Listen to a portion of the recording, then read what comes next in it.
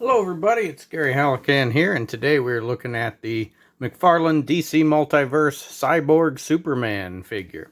So this, of course, is not the original 90s appearance of Cyborg Superman, but this is actually the new 52 Cyborg Superman, as we can see on the side here. And based on pictures I was able to find, it looks like this figure is pretty accurate to that version of the character. At least in the sculpt, for sure, especially in the sculpt, if not necessarily in all of the colors. The sculpt, though, looks like it's very accurate. And speaking of that, as far as I know, this is an all-new sculpt, which is pretty fantastic. That's a great thing to see with one of these multiverse figures, so I'm excited about that. If we look on the back, we have some pretty freaky artwork of Cyborg Superman. And the figure is not super accurate to this art, but I think this is actually cover art for the character and that appeared on a cover.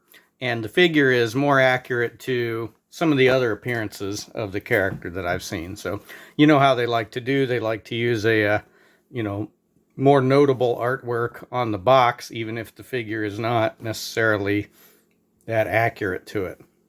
There is also a platinum of this guy. And from pictures I've seen, the platinum just seems to have more silver in it, especially in the legs. The colors are just slightly different on the platinum. So anyway, let's go ahead and get him out and see what we think. Alright, so here is Cyborg Superman out of the package. And he's one of those that was a little trickier to get out of the package just because of the cape. The cape has to fit through a tiny little slot in the plastic. You've seen that in several other of these DC Multiverse figures.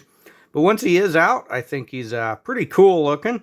It is definitely a neat sculpt. And like I said, it's very cool to get a brand new sculpt.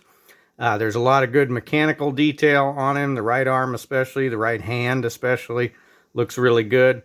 And he looks suitably freaky, of course, with kind of that half of a face and the red eyes. And he's got a lot of musculature that's not quite right, not quite human, and not quite the right shape, especially in the legs. And so that's good. That works to give him a lot more of a robotic feel. You can see the cape here has a little bit of tatter to it, but it probably could have used more of that. It's just kind of not quite afterthoughty, but almost like, oh yeah, it's just a barely tattered cape, right? So it could use a little bit more of that. Otherwise, the cape is pretty good. And the colors are pretty good on him. There's more detail than it initially seems like. The legs seem like, when you're looking in the package, that they're going to be all blue, but there's a lot of like black wash in all of the little crevices and everything on the legs. So there's some more color detail than it initially appears.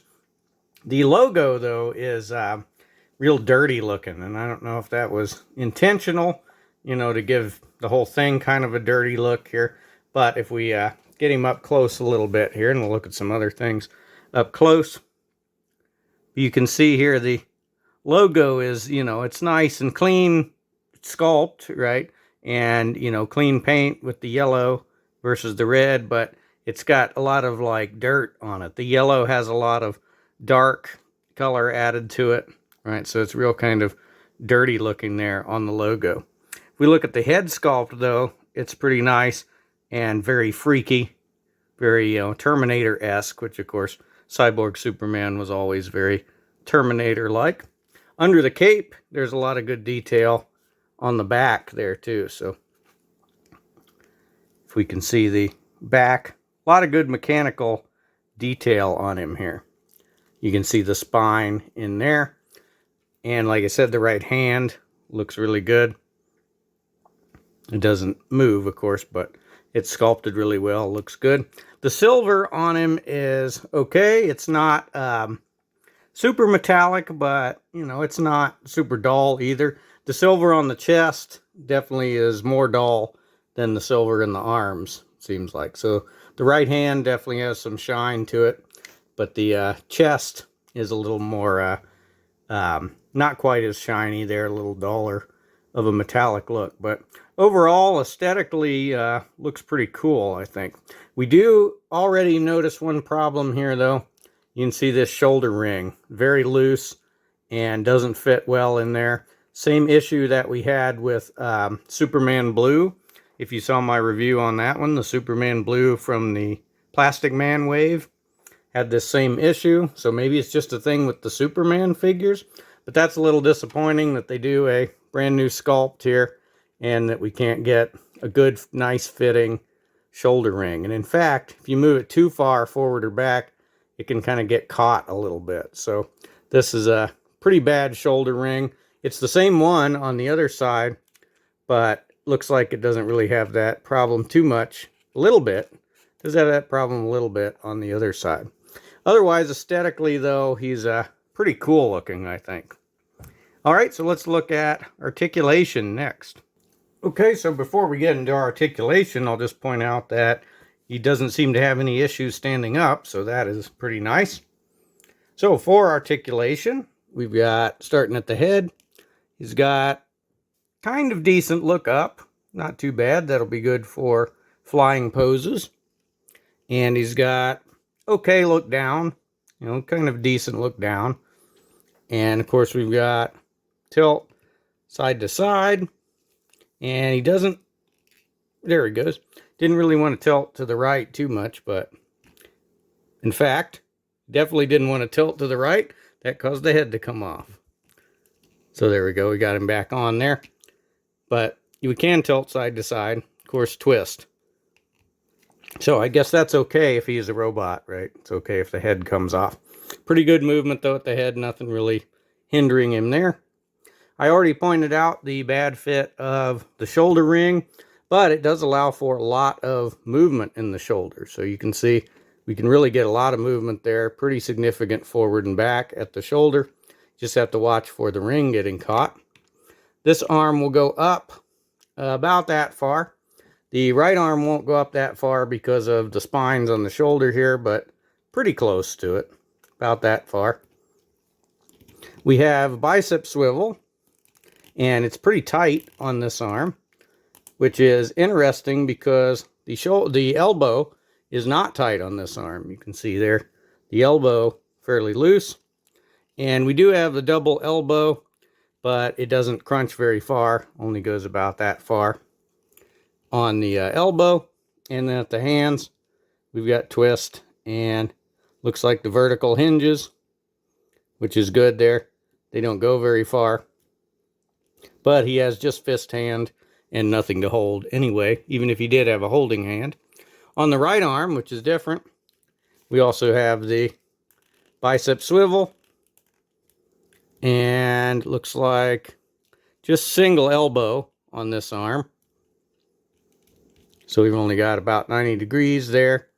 And then at the hand, we have twist and hinge. Not the vertical hinges, though, on this one. The right hand, though, is pretty cool looking. Okay, we have joint at the chest that gives us, just like most of these, no crunch forward at all. And a little bit of back if we include the waist. We've got about that much lean back if we include the waist. Got nice metallic abs in here. Some side to side, not much. Of course, can twist at the chest. Can twist at the waist. At the thighs, we've got only up about that far, so we can't do a full front kick. And back, not really very much at all. Full splits. Very little movement at the thighs. Got the double knees. Very tight, but very good. Can go that far on the double knee. Very tight, though, on the knees. And then at the foot, we've got up that far, so not up very far. Point's pretty good. Have a toe.